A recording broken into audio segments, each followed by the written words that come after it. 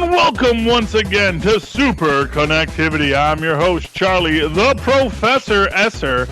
And with me, as always, is... Phil, me, and Perch. Hey, Phil. So glad to have you, as always. There's some stuff to get to this week. Let's talk the business of comic books first. Okay. So, for those of you who are unaware, Marvel is, and they did it the first time this month, although this is going to be an important thing that I need all of our loyal listeners to do about. Marvel is not always going to give you a free book with each book you buy. So essentially, up until now, when you bought a $3.99 book, as I pointed out, you get a letters page, you get a what happened last week, last month page or last issue page, and you get a free digital copy of the comic. So that you get 3 items of content: a digital copy, a letters page for fan interaction, and a quick recap if this is the first book you've picked up. That was content that was included in every Marvel $3.99 book. Starting this month with Thor number something, I forget which one, but this month's Thor, the Mighty Thor, and I can barely walk. Yes, this month's Mighty Thor, you got a Guardians of the Galaxy issue instead of the Thor issue you bought. And it was a decent issue, it was okay, but it's really bothersome because you don't know that you didn't get your extra book until you put in your codes. And if it was a book that would have been much easier to read digitally, that's pretty annoying. Now, DC has decided to alter their policy as well, and they are going to be moving the cost of their books up to $3.99, which will include that digital copy. Okay, you get at least a little more content with the DC books. I don't know if they're going to put in a recap in the letters page for the $3.99. We don't know that yet. Mm-hmm. But here's where DC's policy is different. And this, I think, is I'm going to say a bold move by DC. If you buy the paper book, it's $3.99 and you get a free digital copy. If you buy just the digital book, it stays $2.99. Mm-hmm. Which is basically telling every comic book reader out there, don't buy the paper book. This is DC's first volley in separating itself not only from paper material, but also to separate itself from the brick and mortar comic shop. And this is kind of a bold move, I think. I don't know, and here's the thing, I don't know how many people are getting their books online now. I don't know how many people are getting their books from brick and mortar comic shops. I don't know how many people get their books from Barnes and Noble. But I know that if you're going to a brick and mortar comic shop, there is a very powerful social interaction that is at play there. Mm-hmm. You meet your other comic fans face to face. You get your recommendations there. You have a curator, the comic book shop owner, who is essentially letting you know, hey, this next thing is coming out. You may want to look into that. Hey, what is, I know you like Captain Marvel. Have you checked out the new Ms. Marvel books? And I think there is a value to that DC is basically saying it's not valuable to them. Now, granted, I live in a major city. I have a choice of comic book shops I go to. I go to Paradox because that's the first one I got to when I got here, and I'm very loyal. Mm-hmm. And I've been going there for basically, since like 1998, 1999. It's a good store. And it's great. It's wonderful. It's important to me to have that comic book shop to go to. And DC is basically saying that's not where we think the future is.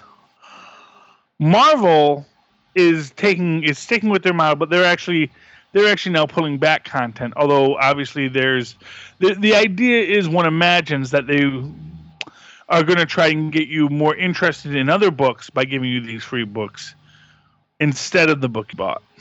That's not a good idea. I don't think that's going to work. But we'll see how that plays out. Especially since they're old books. And I don't know about anyone else, but I know for me that it's really the immediacy of story that keeps me reading books. You know? I mean, it's a great way that maybe to introduce a new character to someone, but I don't think that not giving them the copy, the digital copy of the book they just purchased, is not a good way to do that. Just I don't know. Yeah, I was gonna say, call me old fashioned, but I like a physical copy of my books. I mean, the digital code was nice, but like if they ever tried to switch to just all digital, I don't know if I'd stop. I probably wouldn't stop reading, but my picks would go. My pull list would go way down. I don't know. I call me old fashioned. I like to hold it in my hand. I like the interaction at the store. Yeah. See, here's what I'm going to say. I actually really like the digital books, but I love going to the store. Yeah.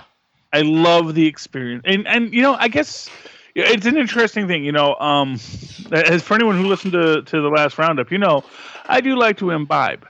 And I often drink at home because, you know, that's where it's the easiest place to drink and the cheapest place to drink.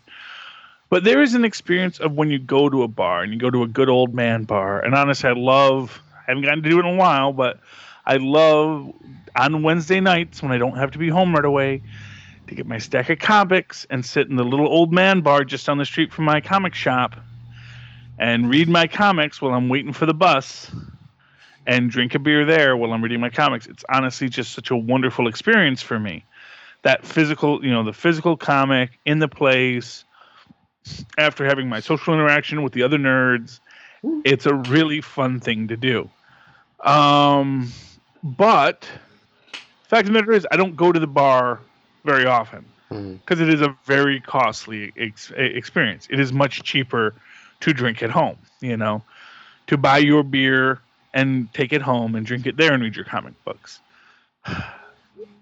And so for me, it's like if I get the DC app, so let's say I get the DC app so I can read my DC free books.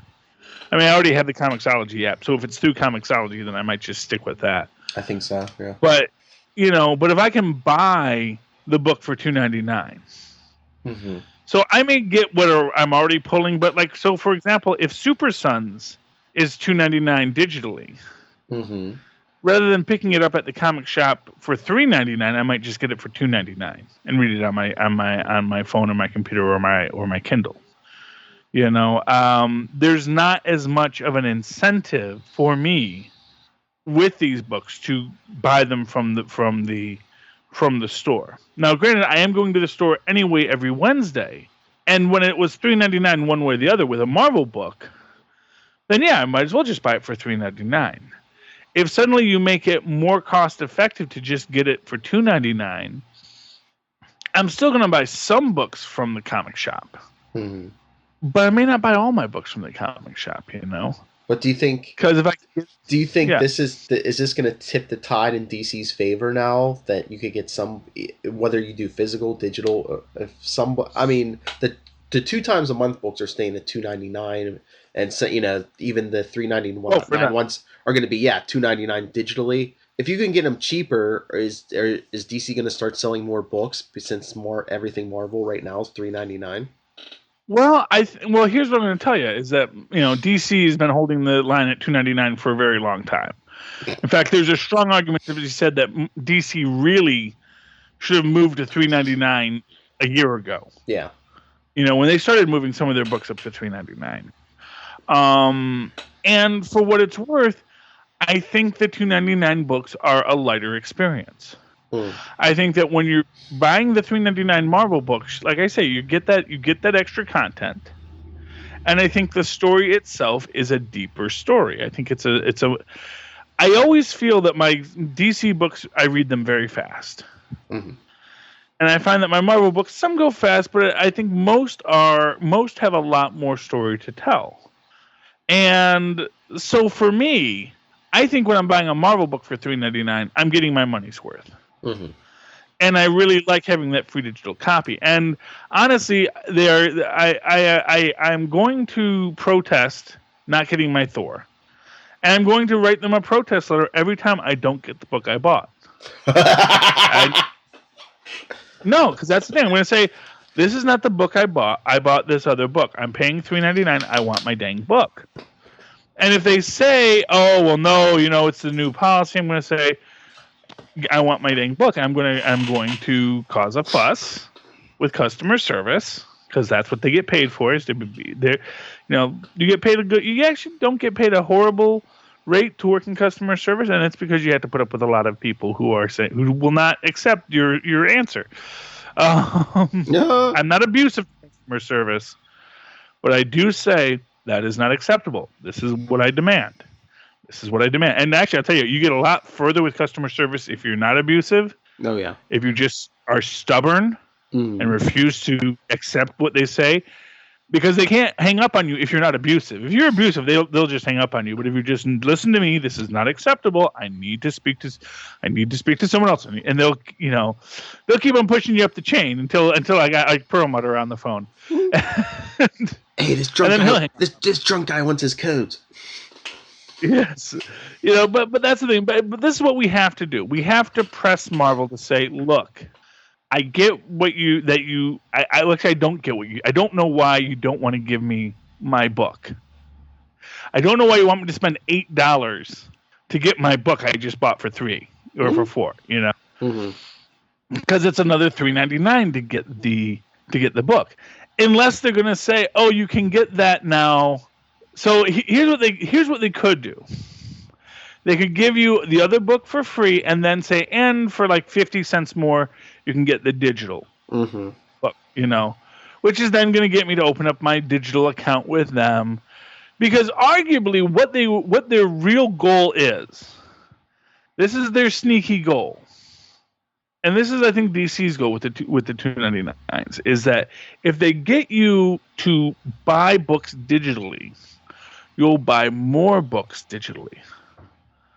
Because if you start buying books digitally, you're not gonna realize how many books you bought first off, because they're all on the cloud somewhere.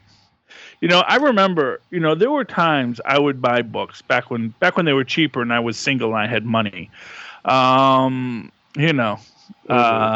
was a single young professional man and spending all my money on comic books, I would realize that when I had 2 books I hadn't read of the same title, that was time to cut the books. It was a neat trick. I realized is that if I had 2 books, because it meant I had gone the whole month without actually getting to that book, told me that's not a book I'm really that interested in, and that's when I would cut that book.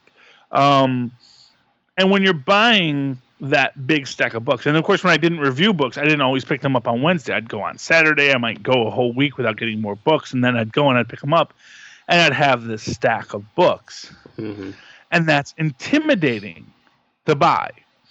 But if I'm there and I'm at this $2.99 El Cheapo books on the DC spot, so I buy my $2.99 book, and they say, "Oh, hey, you might if you like Superman, you might like Super Sons. If you like Batman, you might like Grayson."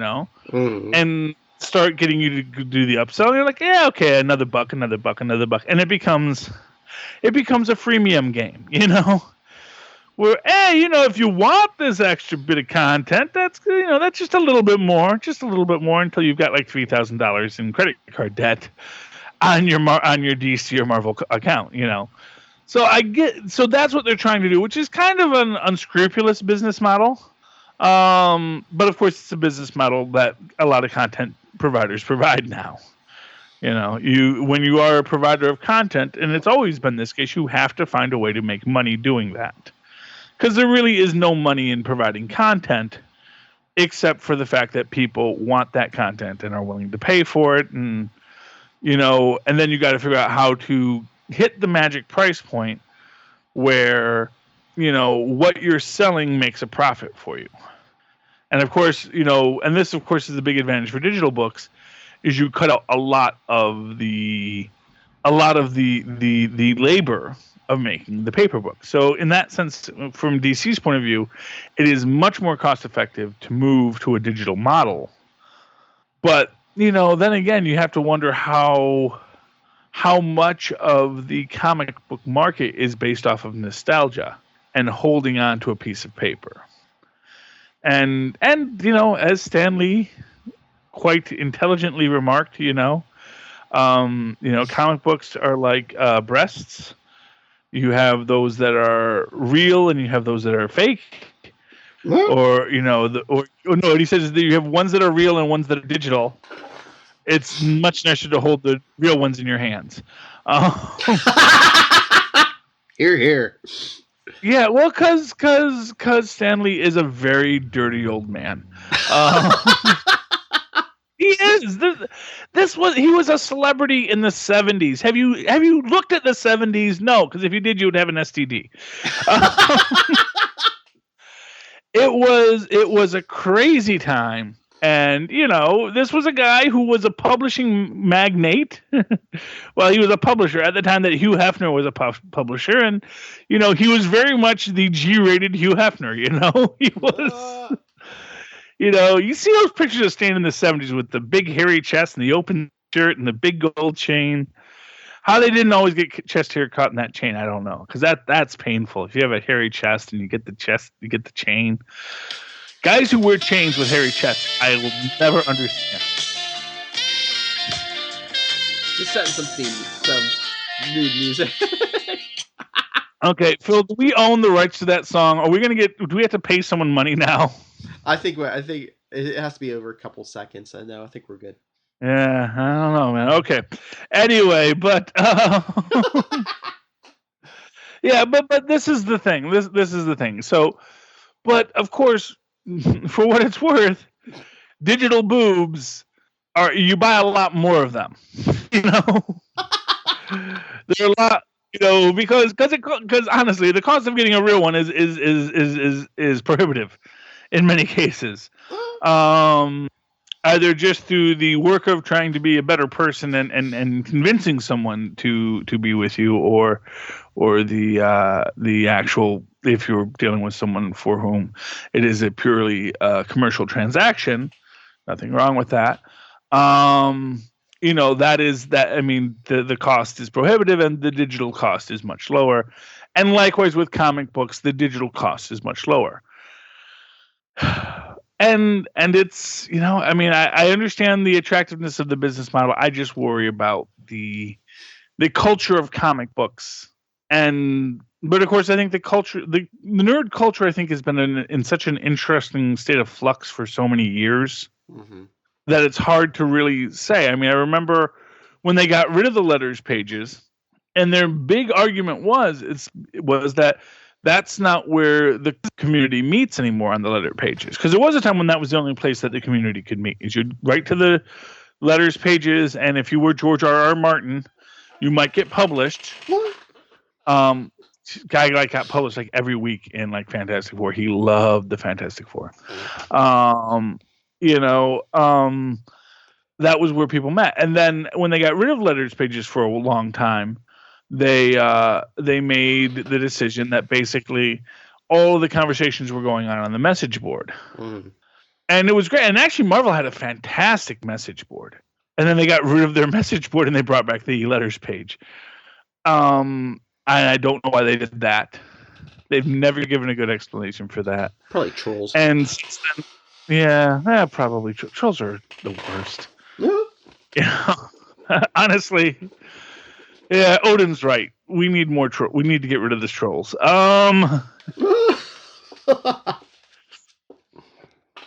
Anyway, but yeah, so I don't know if there's much more to talk about this topic. I don't know, Phil. Do you have any real thoughts? Any extra thoughts on this? I don't know where I really stand. I just know that I just know it's change, and I don't like change. Yeah, neither do I. I mean, everything's getting shaken up, so I guess we just play the wait and see game and see how everything turns out. Guess that's what we got to do, Phil.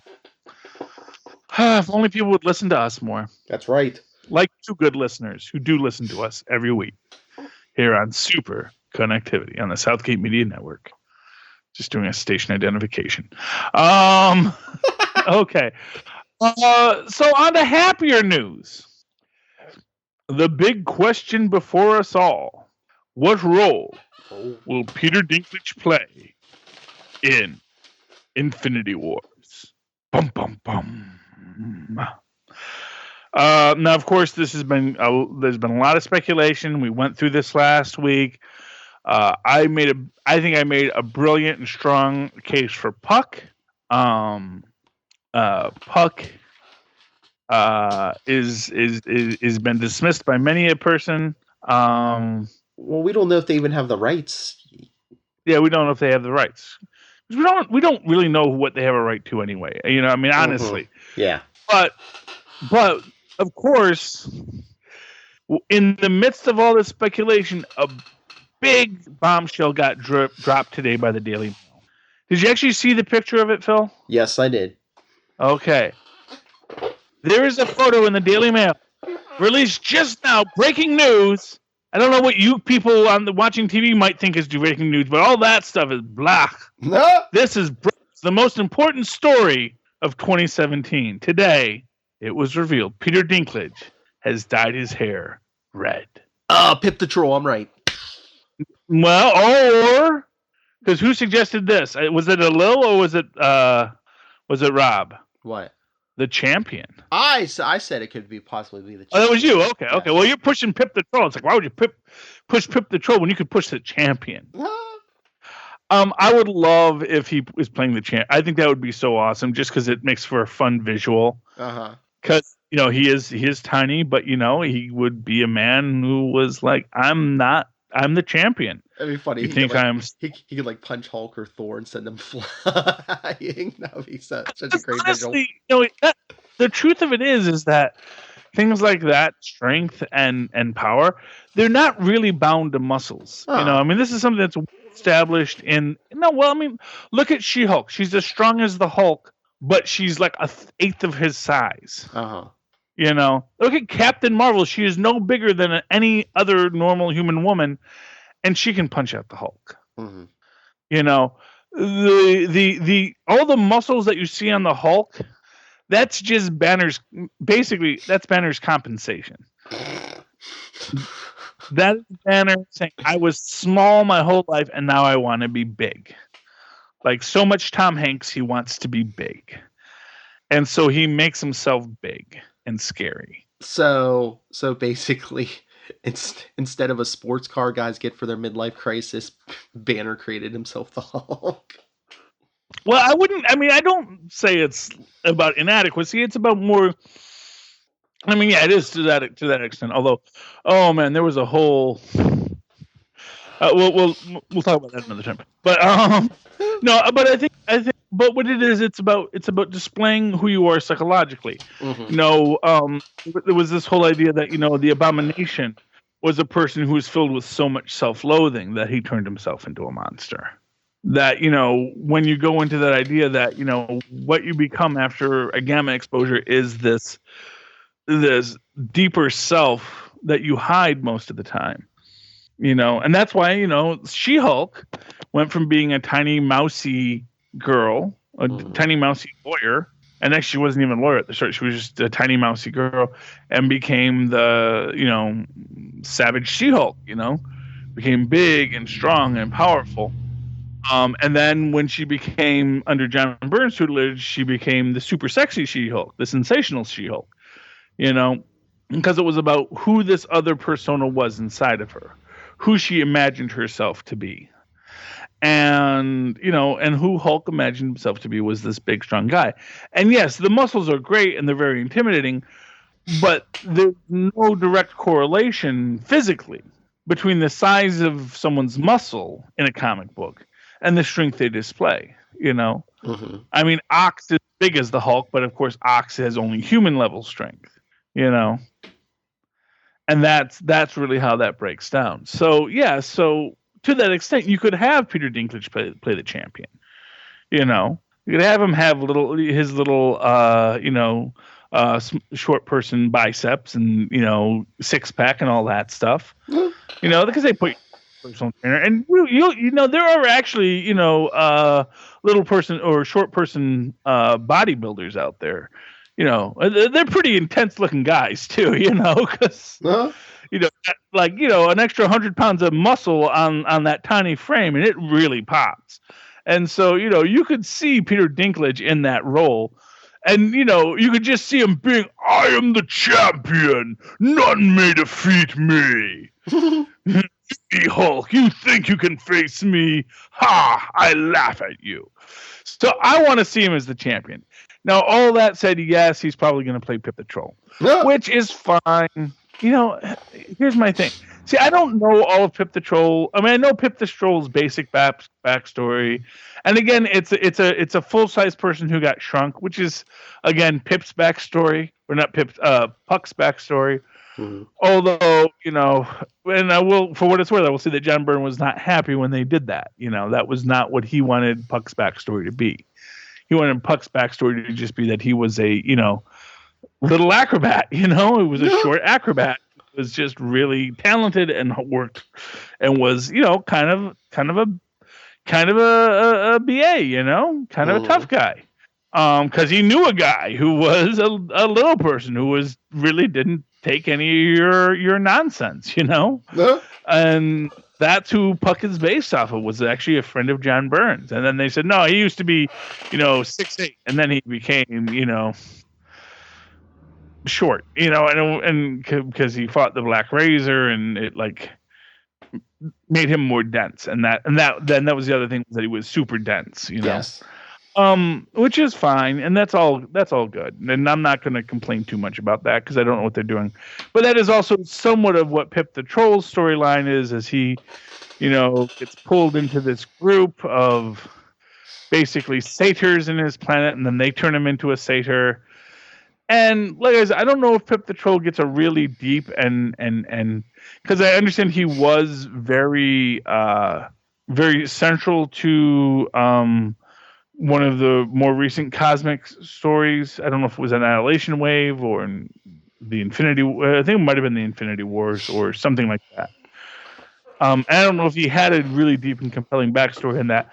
I'm sure if Peter Dinklage is playing him, he's going to have a very deep, compelling backstory. I just, I'm surprised that, unless they're really writing this character as someone really amazing, which they might be doing. Mm-hmm. I don't think Peter Dinklage is just taking it for the paycheck, unless they're paying him just a buttload of money, No.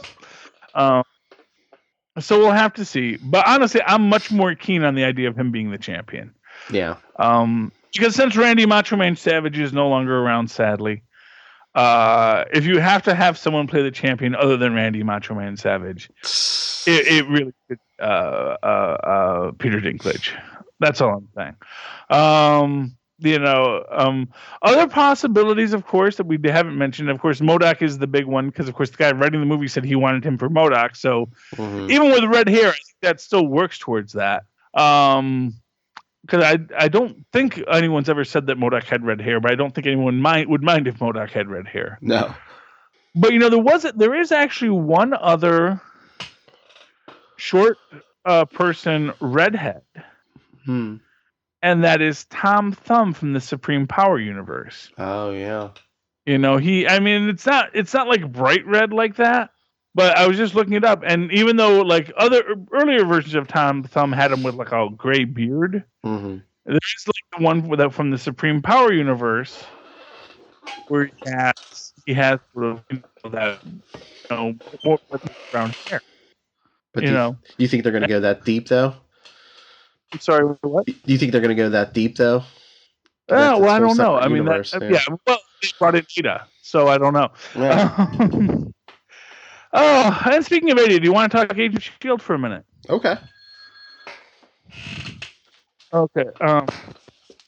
So Agents of S.H.I.E.L.D., we finally get Mace's origin. And who called it, Phil? Kenneth Smyson.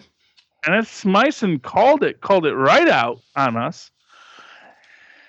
And here's Kenneth Smyson, and he got name checked and he got his letter read on the Nuff Said podcast for this most recent issue, and we all love Kenneth. He's great, and he will be getting a Nuff Said No prize out of the deal. We're going to email that to him. Rob's going to email it to him. And actually, Kenneth, if he may wind up, you may be able to find him somewhere soon on the Nuff Said feed. I know that Rob's talking to him because I understand that's something Kenneth is interested in. And hey, that's how I started here. Is I wrote letters to Rob, said, "Hey, you guys are all wrong. You don't know what the heck you're talking about. You're idiots." Yeah. And Rob says, "This guy knows what he's talking about. He immediately saw how much of idiots we were. Let's give him a podcast." Anyway. So he has a podcast now. Well, I don't know if he has, but yeah. So that's the thing. But anyway, so Kenneth Smyson weeks ago said he figured that Mace was not an Inhuman, which now we know he is not. That he was part of a super soldier program, which now we know he is. Mm-hmm. Now he wasn't sure if Mace knew or did not know. We now know that Mace knew. Now here's where I'm going to break with Kenneth because we got new data, and maybe Kenneth has already figured this out as well. The formula that Mace is using is based off of Mr. Hyde's formula, the Kelvin Zebo formula. Uh-huh. And it struck me because when they're talking about it, they said, well, they took all the bad stuff out. Well, most of it. Mm-hmm. And it strikes me, what you might have happen is what if Mace finds that the formula starts replicating in his body, like he becomes a super soldier, but he starts to lose his touch with reality.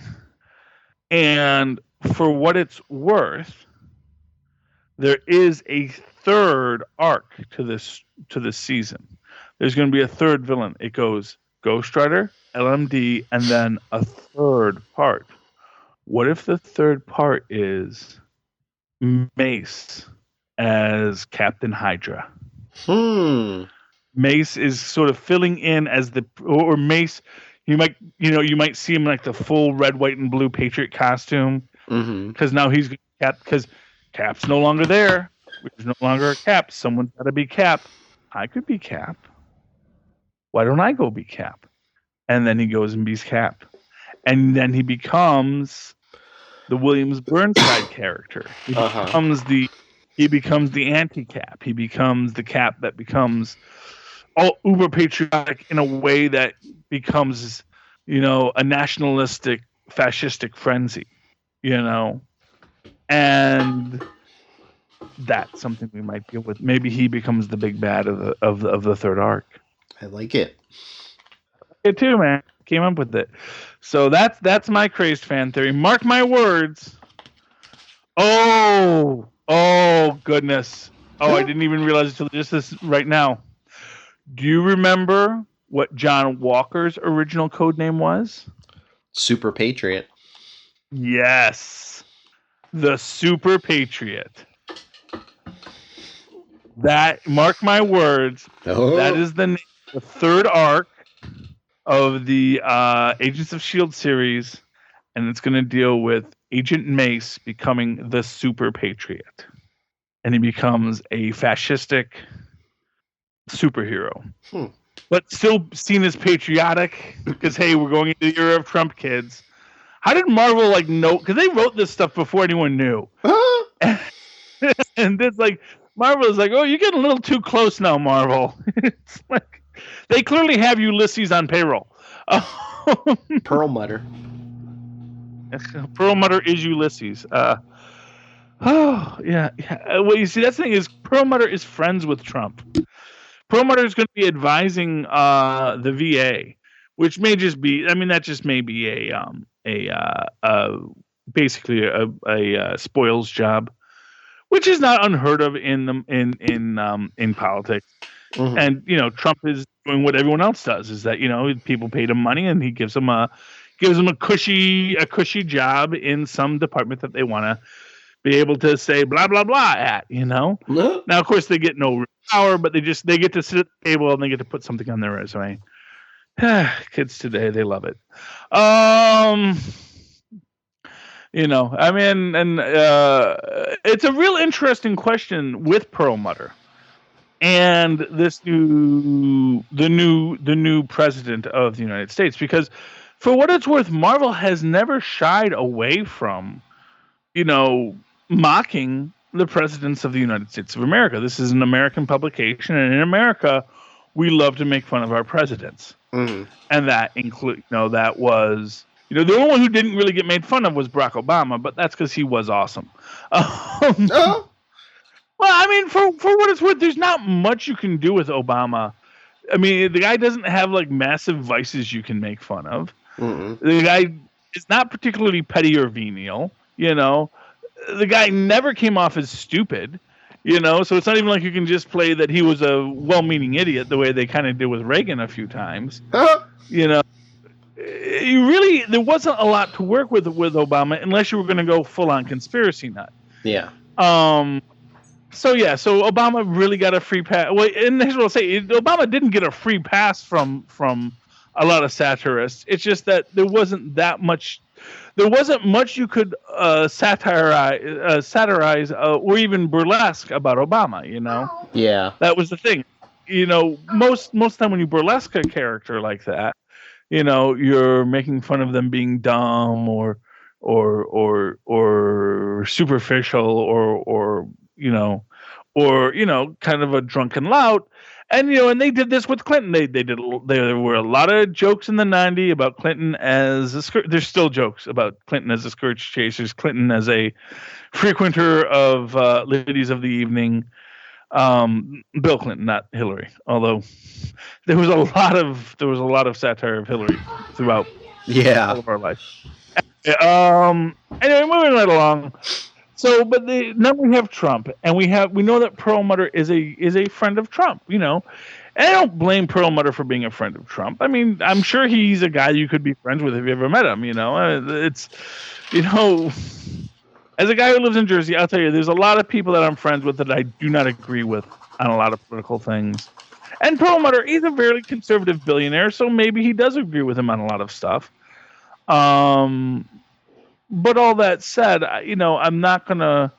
I don't think Perlmutter particularly wants to wade into making fun of Trump, but I know he's going to get pushback from his creatives. Mm-hmm. And so it's going to be very interesting in the next couple of months to see how Trump gets depicted in the Marvel Universe. Or they may decide to go the Supergirl route and just say, nope, different universe. Trump's not president here. We may have somebody else. Maybe Guy Ritchie is president. No. Now Henry Peter Guy Ritchie, he could make America great again. Oh. I'm just saying, there's a man, So whoever's going to, so we may never see. I'm thinking that for the next 4 years, we may never see the president in a Marvel comic. You may hear people talking on the phone to the president, but the way that you would get the shadow image of Obama lately, or as we would get the shadow image of, because you never actually saw the president. You always followed the number one rule, which was, with which goes back to Secret Empire, where you're in the Oval Office, there's a shadow on the guy, but the way the shadow is shaped, you knew who they were implying. I don't think we're ever going to get that with Trump. I think that Trump is going to be something a little more out there, And I think what you may even get is just someone else's president in the Marvel Universe. I mean, what do you think, Phil? Yeah, I think, like you said, it's going to be vague, or they're just going to create a character to be president. I mean, hell, I mean, we could have our first woman president. If not in the real world, we could have our first woman president in the Marvel comics. Yeah, well, I mean, they've had presidents. I mean, if you remember the old '90s X-Men cartoon, a woman was president in that. Because it was in the '90s. I was going to say, Barack Obama was an Aquaman this week. He was an Aquaman? Oh. Yes. Well, technically, he was in Superman, too. Because he was president of Superman. Yeah. Super Obama. Anyway. Okay. Let's see. Marvel recently announced that they have a director called Roel Renee, who's going to be taking over the Inhumans story. Director to helm the first 2 episodes of the highly anticipated Inhuman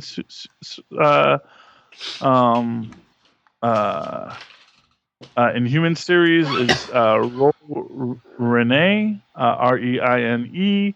He did Admiral and the Delivery, which are 2 films I've never seen. Admiral is a historical Dutch language epic.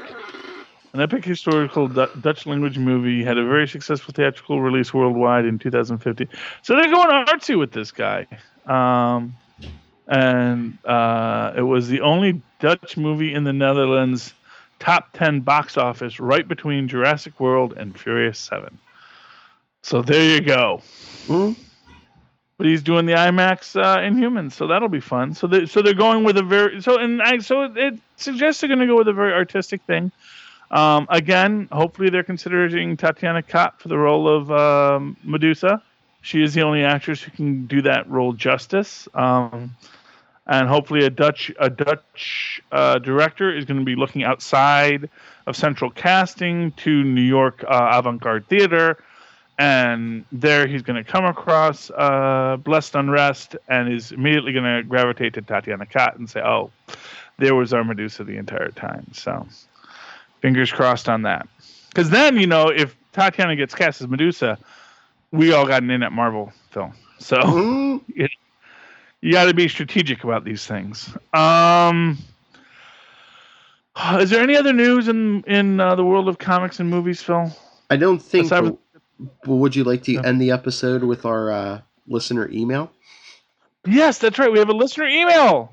Phil, who wrote us this week or last week? Well, of course, it's one of 2 people. It's Kenneth Smyson. Kenny, we were just talking about you. That's right. He says, hey guys, I was blown away by Stockton Piner's email. Great stuff. I'd say I fall under the inhuman side of the fandom. Aside from following cartoons and movies for decades, I've not taken the plunge properly in the comic books themselves. Until now. Considering Iron Fist is on the horizon, is there a run you'd recommend reading? I'll get to that. Preferably an older one, because I'll most likely subscribe to Marvel Unlimited to accomplish my goal. I look forward to going into a show as you guys do, having already read and become invested in characters. In regards to your talk about Thor Ragnarok, I have to agree with Phil.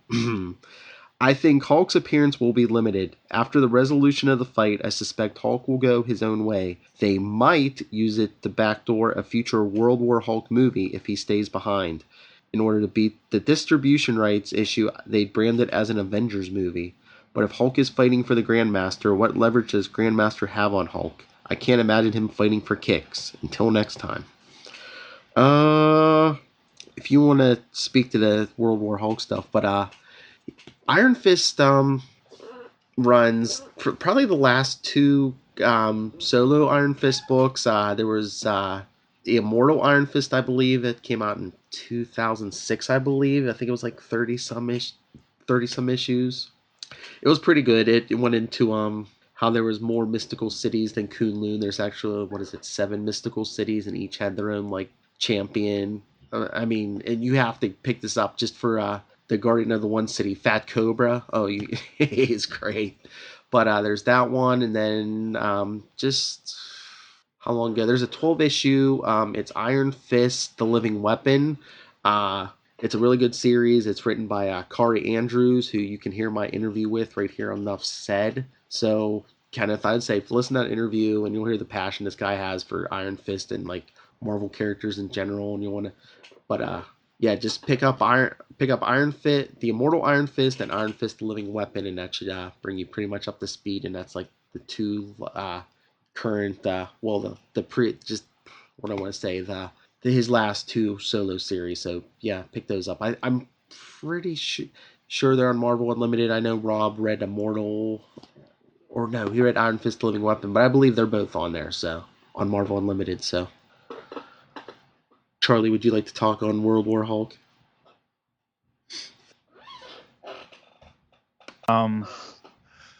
For an Iron Fist tie-in, you can't, for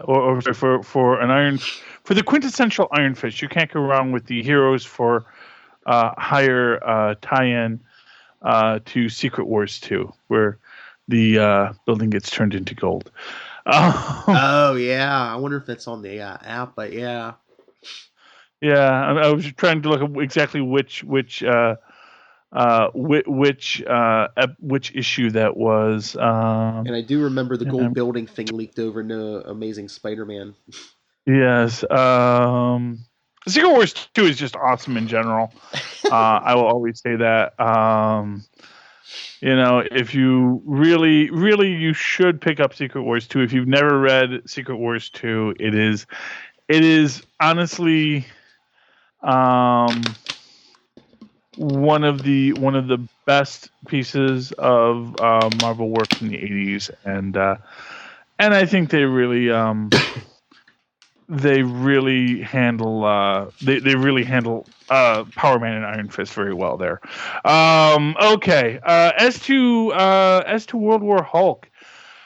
First off, I think the idea that Banner likes to fight is a constantly overlooked idea about Banner. There's Donald Glover, great stand-up comic, does the voice of Miles Morales on Ultimate Spider-Man. He had a whole bit about the Incredible Hulk, about growing up and really loving the Incredible Hulk TV show. Mm-hmm. But then he realized that, the Incredible Hulk, that David Banner, he goes from town to town every week and gets into a fight. And he realized, if you get into a fight that much, it's not everybody else. It's you, Uh-huh. And the fact of the matter is, Banner likes to fight. Banner wants to fight. Banner wants to let the Hulk out. That's as he said to Captain America in Avengers, that's my secret, Cap. I'm always angry. So I think the idea of, there's that great scene of Captain America of Superman versus Darkseid, where he says, "You know what I just realized? Every day of my life, I have to hold back because the slightest effort by me could utterly destroy someone. With you, I don't have to hold back." And that's what the Grandmaster offers the Hulk. How would you like to not have to hold back? Mm-hmm. And if he appeals to the Hulk, and let me give you this: if they let the Hulk have Banner's brain, let Banner be in the Hulk and feel like he's in control, though in truth he's not, because of course the Hulk is in control when he's the Hulk, even though he thinks he's Banner. Mm-hmm. Then that's pretty awesome. Mm-hmm. That is 6 kinds of awesome in a 5-pound bag is what that is, kids. So yeah, so that's my prediction on that. Is you're going to see that Banner wants to be the Hulk, and that's what you're really going to see there. Now we'll see, because I know it's so much easier to make the Hulk talk in the comic books than it is in the movies. But we'll have to see. We'll have to see exactly what happens. But the idea of the Hulk voluntarily joining with the Grandmaster to be his grand champion, mm-hmm. I wouldn't rule it out. A heel face turn is the core of gladiatorial combat. You got to remember, I will never forget the day when Andre the Giant did a heel turn. Man, it broke my heart. It broke. No, man, when he defeated Hulk Hogan and then gave the belt to Ted DiBiase, the $1 Million Man. That was the day the music died. Okay. That is enough of all of this nonsense from me, I think, for this week. How about you, Phil? Do you have any more nonsense? No, I think that's it. So if people would like to tell you their nonsense, Phil, how can they send you their nonsense? They can always email me, nightwingpdp@gmail.com. On Twitter, I am at nightwingpdp. And while you're on the social media, I don't think we mentioned this a lot, you can follow Superconnectivity on Facebook. It's facebook.com/Superconnectivity Podcast.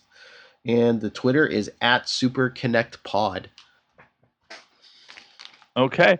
And of course, you can always write to me in that old-fashioned email way at superconnectivityblog@gmail.com. That's superconnectivityblog, all one word, @gmail.com. And of course, follow me on Twitter as I live tweet all sorts of things, from Agents of S.H.I.E.L.D. when I don't fall asleep, to Legends of Tomorrow when I don't fall asleep, or The Incredible Hulk, 7 o'clock on Saturdays on MeTV when I don't have to do laundry. You can follow me on Twitter at CharlieSer. That's CharlieESSER. Look for the 2 E's in the middle for quality. Oh, this has been a very long episode of Superconnectivity, folks, but you are worth every minute of it. Thank you for connecting with us this week. Please connect with us again. Good night.